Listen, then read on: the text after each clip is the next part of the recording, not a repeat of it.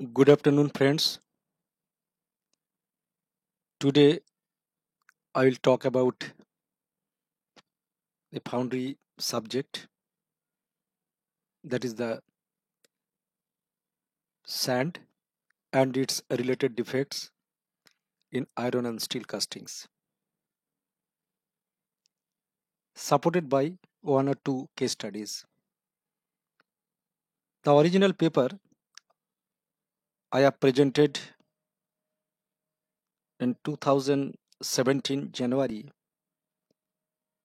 in one of the international conference on materials and manufacturing in National Institute of Foundry and Forge Technology. So this topic is very important so far as the foundry operation is concerned. I will starting with the types of sand used in the foundry. There are different types of sands which are which we are using in foundries, like silica sands, zircon sands, olivine sands, and chromite sands. These are the basic sands we are using as a foundry raw material.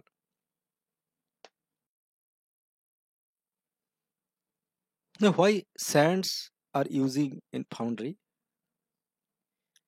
Because of some of the properties of the sands which makes it suitable for using in the foundry, like good refractoriness. So what do we mean by refractory? Whenever the molten metal at very high temperature of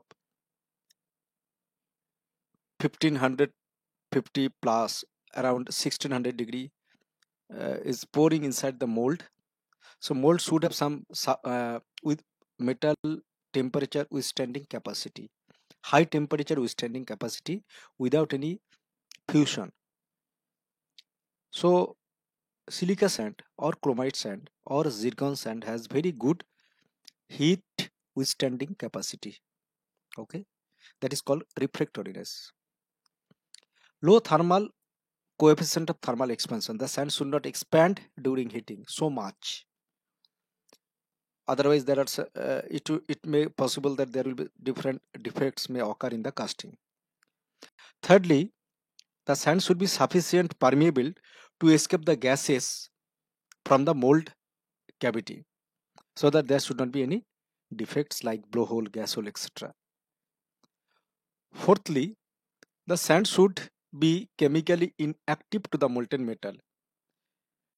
Sometimes we have seen silica sand which is acidic in nature, and if we can pour high manganese material metal inside the silica sand mold, so there is a chances of mold metal reaction, because high manganese steel is very much basic in nature, so it will react with acidic silica, so it is not desirable. Instead of, we are using olivine sand which is MgO base basic sands. Sand can be used repeatedly and it is cheap and easily available. So these are the properties which makes it suitable for as a raw material, foundry raw material, to use in the foundry. Now this graph is showing the thermal expansion of the different types of sand. Silica at the top, then olivine, then chromite, then zircon. So silica sand has a tendency to expand more compared to chromite sand. So whenever we are getting some defects like scab, which is sand expansion defect at some places, so we are trying to avoid silica sand. Instead, we are using some sort of chromite sand or zircon sand localized at some localized area. Okay, so these are the application of the these sands depending upon the defects occurred. Now, this is a comparison of different types of sands, and this is a very important uh, chart you can memorize. There are different parameters like refractoriness or thermal expansion, chilling capacity, nature of the material, and composition. As for example, silica sand, its refractoriness is good. Thermal expansion, yes, high. Its thermal expansion has high compared to zircon or chromite sand. Chilling capacity low. Nature, it is acidic in nature, and composition is SiO2. Right? Chromite sand, its refractoriness is better than silica. Thermal expansion is low, so it can substitute silica sand some of the areas where we can experience scab defect, sand expansion defect. Chilling capacity also good, very good. So chromite has find its application at that area where heat resistant material are required, or some sort of chilling is required, where we cannot put the external chill to chill the solidify the metal at a faster rate. We can put some sort of chromite sand, so it can be used as a external chiller. Nature, it is neutral, and the composition is FeO Cr2O3. Then comes the zircon sand. It is the best refractor material, but very costly. Thermal expansion is very low. Chilling capacity, it is the best chilling capacity, but again very costly. Nature is neutral, so it will not react with the any type of metal. Composition ZrO2 SiO2. The last one is the olivine sand. Its refractoriness not so good. Thermal expansion medium. Chilling capacity low. Nature basic, and composition is MgO SiO2. And this olivine sand find its application for high manganese steel casting. Okay, where the manganese percentage is 12%, carbon is around 1.1, something like that. So as manganese steel is very much basic in nature, so this one basic sand is required, and olivine sand fulfill that requirement. Now comes some of the application of these sands, like chromite sand at some core area, because at that area there is a chances of sand fusion, sand burn on. So what we are doing, are putting some sort of chromite sand uh, to prevent that area from sand fusion, or some of the area we are putting chromite sand as a chilling material, right? So these are the special application of chromite sand. Now one of the case study, I will discuss some of the parameters, and this is a case study for green sand system.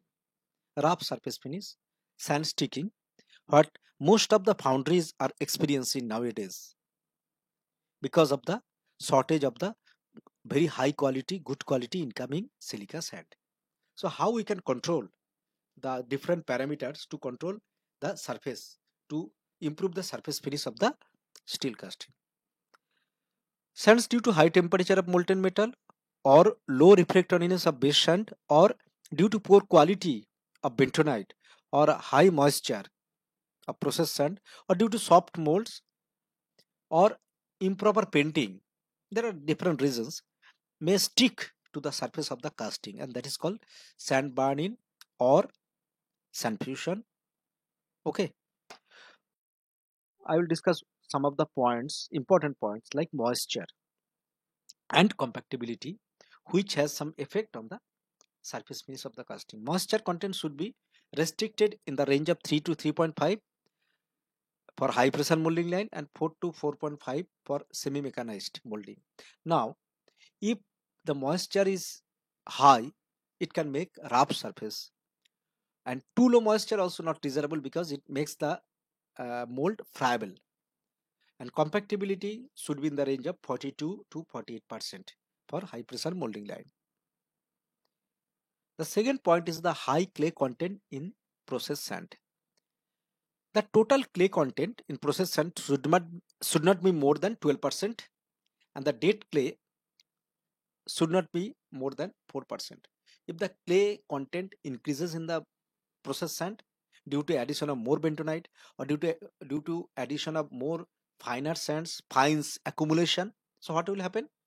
The dead clay content increases, which is very much detrimental for steel casting because it will uh, reflected on the casting surface as inclusion, sand inclusion. So it's not desirable. High clay content. Now temperature of the sand is also important. We should restrict the sand temperature. Input sand temperature should not be more than 45 degree.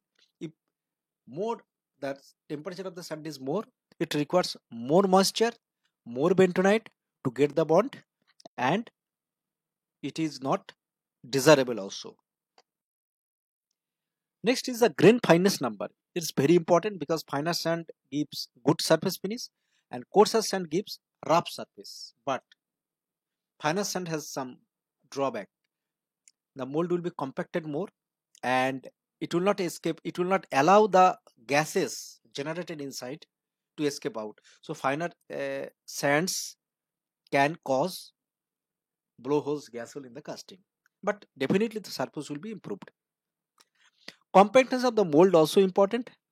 Compactness of the mold is very important because it will give some good surface finish and it will help to reduce the swelling defect, swelling of the mold. Gating system is another parameter because if the metal is flowing through single ingot, then there is a concentration of the heat at a particular area.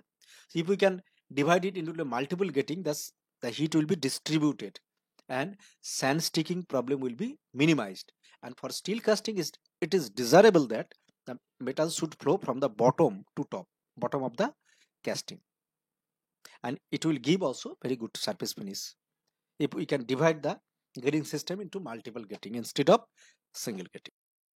Now, pouring temperature is also a very plays a very important role because high pouring temperature causes sand sticking. So we have to avoid the pouring temperature, high pouring temperature. It should be optimum like 1570 to 1590 degree centigrade. Now, this is another important point is mold wash and core wash quality. The mold wash, what we are using in steel foundries, basically zircon based wash with alcohol as a carrier. Okay, and for manganese steel casting, magnesite as a base material and alcohol as a wash. Sometimes a carrier, sometimes water is also a carrier, but mostly green sand practice we are using uh, alcohol as a carrier. Now, the zircon content should not be less than 60% minimum because if the this zircon has a high refractoriness, so it will protect the metal to protect the metal for to fuse the sands. It will make a coating, it will make a protection in between the sand grains and the high temperature molten metal. Okay. Moreover, binder present in the carrier plays a vital role also. In ready to use paint, addition of external carrier causes poor quality, so it should be restricted as far as practicable. Quality of incoming sand is also important, and it should be borne in mind that the silica content in the incoming sand should not be less than 98% because higher the silica content, better will be the refractoriness of silica. Bentonite quality is also important because sodium based bentonite is desirable for steel foundries. Dextrin imparts hot strength, and so the quality of dextrin is also important. Mulling time is also important because if we cannot give proper mulling time, the sand will not be coated properly with the binder and moisture, and there will be some friability of the molds. So mulling and mixing time is also important, and the most important is also use of sand before losing its binding strength. So green sand loses its strength after 24 hours. So molds should be poured, must be poured within these 24 hours to avoid the friable molds. Basically, we have made some trials in our laboratory to check the friability versus moisture and versus time. And we have seen whenever we have collected the fresh sand, we checked the sand, we found the moisture almost 4%. Friability that time was almost 3.5 to 4. After 6 hours, we made the testing and we found that the friability is increasing, moisture is decreasing. After 24 hours, we have seen the friability increases up to 26%, moisture 2%. So when the time passes away and there is a delay in pouring after making the molds, the moisture is reducing and friability is increasing. So the molds cannot be suitable because there is a chances of inclusion defect on the casting. Now these are some of the castings showing excellent surface finish produced in our foundry because of controlling all the factors. We must be very much vigilant. One basic difference between Nobex system and green sand is that Nobex system can be controlled very easily because 100% silica sand is used, number one, and the parameters are not so much variable. But in green sand system, there are different types of parameters like addition of bentonite, sand temperature, uh, total clay, date clay, moisture. So all these things. So we should be very much vigilant and control the green sand system to get good surface finish. It is difficult to get good surface finish with green sand provided we are not so much careful. So we have a very complete knowledge of all the parameters which are affecting the surface finish of the uh, castings, and I have described everything in detail. Explained. So it is another case study who is showing sand burn-on and simulation view of hot zone of pivot casting showing sand fusion. So we have checked the paint at that area and we improve the paint coating thickness so that it can resist the temperature of the molten metal, and you can see the sand fusion and real casting, uh, and no sand fusion found after application of good quality paint double coating because it protect the sand from the high temperature molten metal. So this is the sand burn on defects, and we have eliminated that defect with the application of coating, better coating application. Double coating is preferable with good zircon content. Okay. So these are all some tips to improve the quality of the castings, to eliminate the defects and green sand systems. Okay. So please keep on watching my videos in my channel and feel free to contact on my cell number 98367000315, or you can contact me alternately in my email tapun.roy@texmaco.in. Thank you very much for your patience viewing.